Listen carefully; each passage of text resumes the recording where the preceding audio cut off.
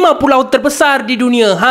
Di tempat pertama mesti korang akan terkejut sebab ini adalah pulau yang Donald Trump nak sangat sampai dia nak gadaikan negara dia sendiri. Di tempat kelima adalah Kepulauan Baffin. Pulau Baffin ini merupakan pulau yang paling besar di Kanada. Ini adalah pulau yang berkeluasan 507,451 square kilometer. Tetapi pulau ini tidak mempunyai populasi yang ramai, hanya 13,000 orang saja. Di tempat yang keempat, pulau terbesar di dunia adalah Kepulauan Madagascar.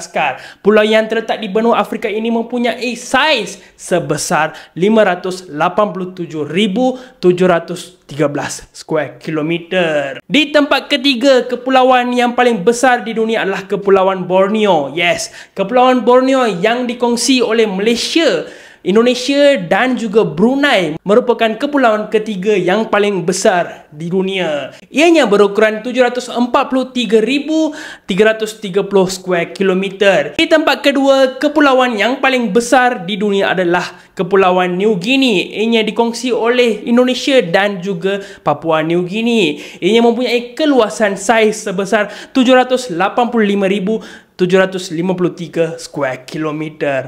Di tempat pertama, kepulauan yang korang nanti-nantikan, ini adalah pulau terbesar di dunia yang penuh dengan ais. Tak ramai orang duduk dalam pulau ini, hanya 55,000 orang saja. Ini adalah di bawah kerajaan Denmark. Pulau Greenland, ini sebesar 2,130,800 square kilometer. Kenapa Donald Trump nakkan pulau ini sangat? Sebab ia mempunyai kepentingan keselamatan untuk Amerika Syarikat. Dan pulau ini juga kaya dengan sumber-sumber yang sangat bernilai, tetapi sukar untuk diterokai kerana ia dipenuhi dengan kawasan yang berais. Kalau korang suka video seperti ini, jangan lupa follow saya Octoman Fazil dan jumpa lagi.